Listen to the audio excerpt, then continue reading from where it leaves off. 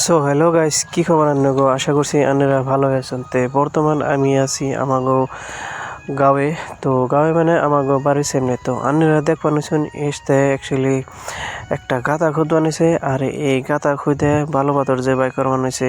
So এগুলা অফিসে কোনো মানুষ আছে।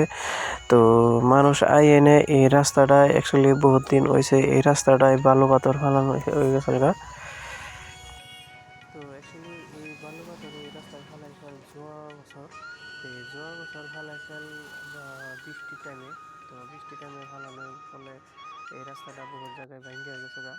তো এই রাস্তাটা পাকা হইতে হইতে বর্তমান অলরেডি 1 বছর হয়ে গেল গা। তো 1 বছরের পরে এমনি রাস্তাটা ইনকোয়ারি করবার নিয়ে আইছে।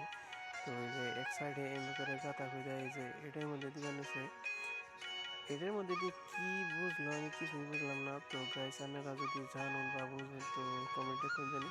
তারপরে আমাদের গাতা খুঁজে 6 ধরনের বালু পাথর এমনি টিরা করছে, আর ভেকটি মাপবো মাইকে তারপরে দেখবো কতটা কি হয়। একদম বড় পাথর এগুলো, ছোট পাথর একবারে মিহি বালু পাথর এমনি করে বাঘ টাক কইরে তারপরে ইনকোয়ারি করবার হয়েছে। তারপরে সব ব্যক্তি গাতায় দিয়ে তো গুঞ্জে দিব।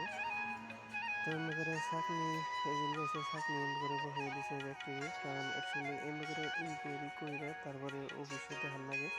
তো সরকারি খাতায় এমনি করে নাম বসবো, শেষে এই রাস্তাটা স্যাংশন হবো। স্যাংশন হওয়ার পরে আপনি এই রাস্তাটা তারপরে পাকা হবো। অ্যাকচুয়ালি এই রাস্তাটায় ব্লক দেওয়া হবো না, ওটাই পিসি হবো।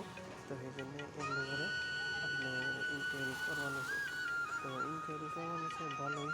তো অ্যাকচুয়ালি তো বহুত হইতে ভালো হয় রাস্তাটা ইনকোয়ারি করাটা এমনি করে। তো ফাইনালি যেমনি করে মাইফে টাইফে তারপরে ব্যাগ পাথর গাদার মধ্যে ডাইলে দিয়ে গাতা গুঞ্জিয়ে তারপরে সবাই গেল। তো বাই দ্য ওয়ে আজকের জন্য ব্লগ এটুকুই শেষ।